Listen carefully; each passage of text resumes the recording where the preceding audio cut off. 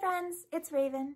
Today I wanted to talk to you about why I decided to rock a shaved head and my alopecia story. So if that's something you're interested in, keep on watching. So as you can obviously see, I have no hair, and that is because I have something called alopecia areata. And for those of you who don't know, alopecia areata is an autoimmune disease. And what autoimmune diseases are basically when the immune system decides to attack its own body. So for alopecia, the immune system attacks its own hair follicles, which leaves you with no hair. There's many different forms of alopecia as well, like men who bald later in life. That is a form of alopecia. You could just be super stressed out for a period of time and lose your hair temporarily, which is also a form of alopecia. But for me specifically, my alopecia is ingrained in my body. So regardless of how stressed I am or age, I will always have alopecia. And there's three different types of alopecia. There's alopecia areata patchy, which is what I have, alopecia areata totalis, which means the entire scalp is completely bald, and there's alopecia universalis, which means that their entire body is completely hairless. So I'm going to talk a little bit about each type. So let's start with universalis. Universalis means that they have no hair on their entire body. That's all the way down to eyelashes, eyebrows, nose hairs, ear hairs, any hair. They have no hair on their entire body. And if you think about it, that can be a real struggle because that hair is meant to protect your body. Eyebrows and eyelashes are to help prevent sweat and dust from getting in your eyes. You know, nose hair is meant to help protect dust from getting into your nose. And then there's totalis, which means that they just don't have hair on their scalp. So they could still have body hair, they could still have eyebrows.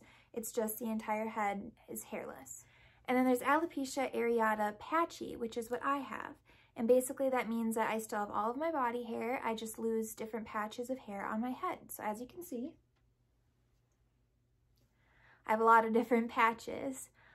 So basically my whole entire life, I've noticed that as I get older, I get more and more patches, but they continuously migrate. So I might get a patch here, and then 3 months it might start to grow back in, and then I'll lose a patch over here, or this patch might last 2 years and just get bigger and bigger and then get smaller and smaller. It's constantly changing for me. And sometimes I do get patches in like my eyebrows, I might lose a little bit. I've lost like half my eyelashes before because of it, but for the most part, I still have all of my body hair. So those are the three main types. So when I first found out that I had alopecia, I was about 11 or 12 years old, and my mom was braiding my hair, and she noticed that I had a spot probably about the size of like a quarter or a $50 on the back of my head, and it was completely baby butt smooth. There was no hair, no peach fuzz, nothing. It was just smooth. And we didn't know if maybe it was a birthmark that we had missed, or if I had an accident at one point and we didn't even realize it, or if I was sick with something that we had no idea what it was. So we made a doctor's appointment and we went to the doctor, and the very first thing that they did was they checked my nail beds. And I thought that was the weirdest thing ever. Like, what does my nails have to do with my hair? But apparently people who have alopecia tend to get little pits or divots in their nail beds. So instead of your nail being completely smooth like this, it can have different pits in it. And so that was the very first thing that they checked, and sure enough, I had a couple pits. The next thing they did was they examined my head, of course, and saw that I had the bald spot that my mom had noticed, but that we also noticed that my hairline, like the back of my hairline, was very weird. So usually a hairline is pretty straight, or it might have like a little bit of a dip in it. So with my hairline, we noticed that it was smooth, but then it had one big piece of it missing. And I had had that for as long as I could remember. Like, I hadn't noticed it being there or not being there. So it was hard to tell if that was a bald spot or if that was just a funky hairline. Well, the doctor looked at that, and then he also took blood.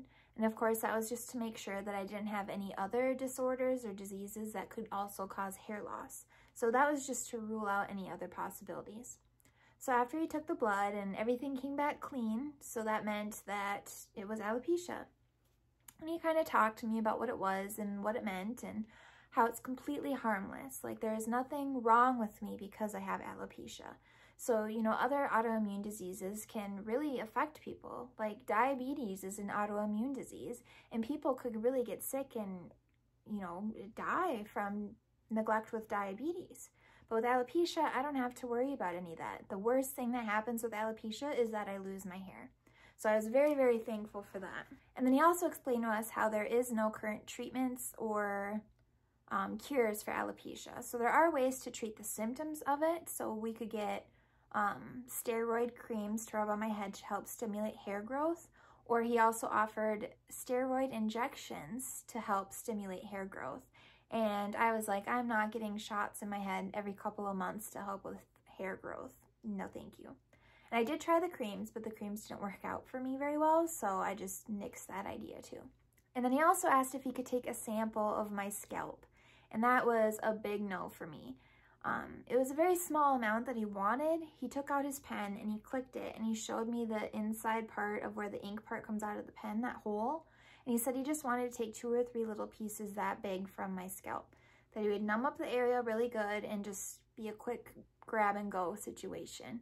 But to an 11-year-old, seeing that hole in the pen still seemed really big to me, and that was going to be a no.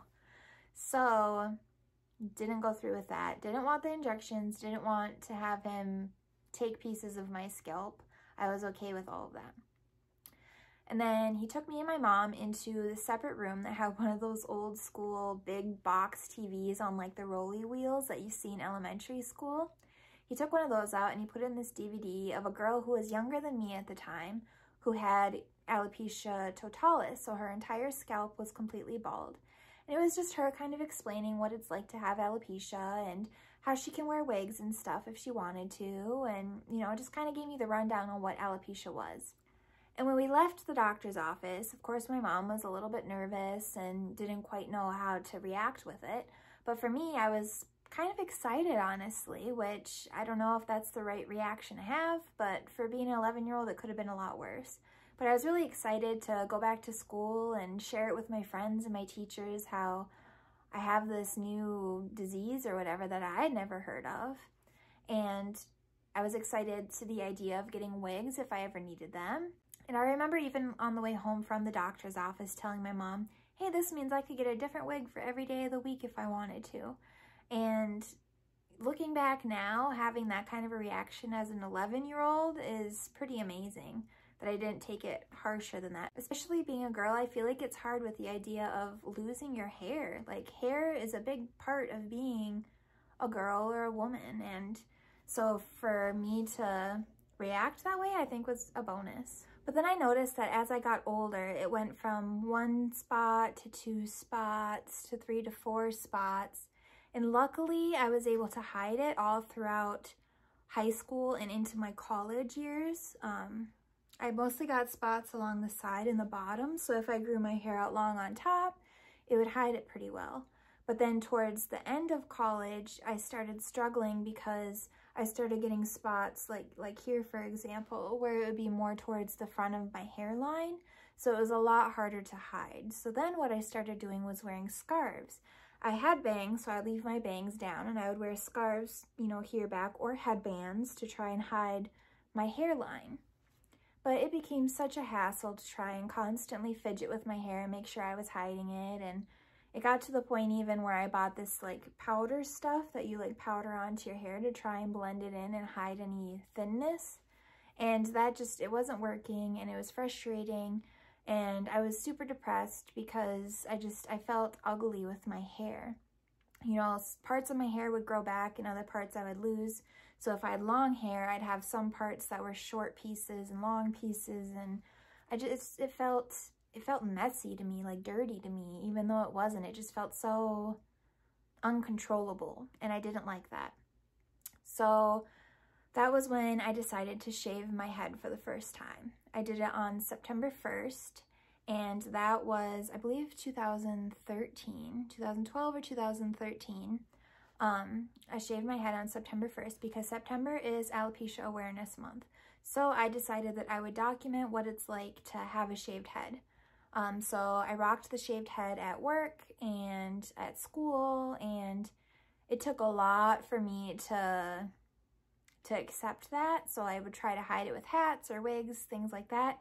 But at a certain point, I realized when I did go out with no hair that people didn't really care. Like, I never got, harassed, I guess? Like, people never really pointed it out.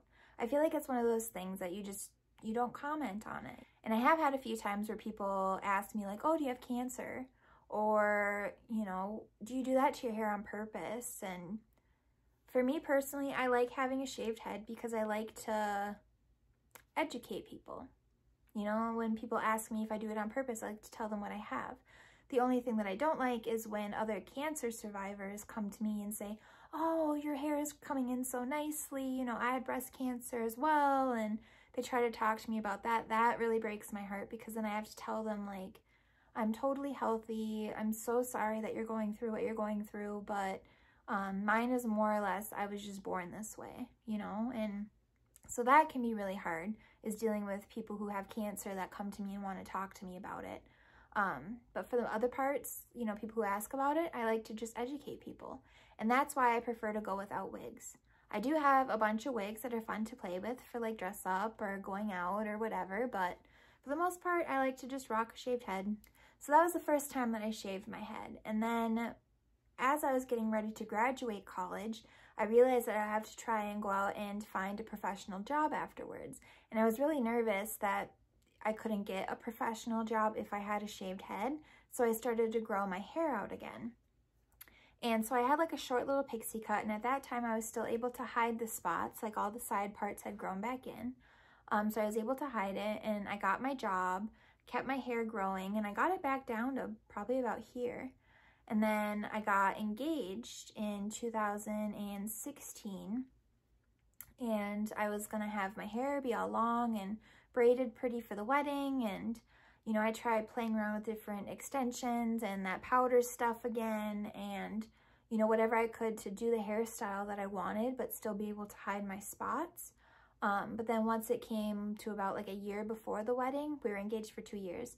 So about a year before the wedding, I couldn't hide it anymore, and I started getting into that depression again, and I couldn't deal with it anymore. Like, it was just a struggle.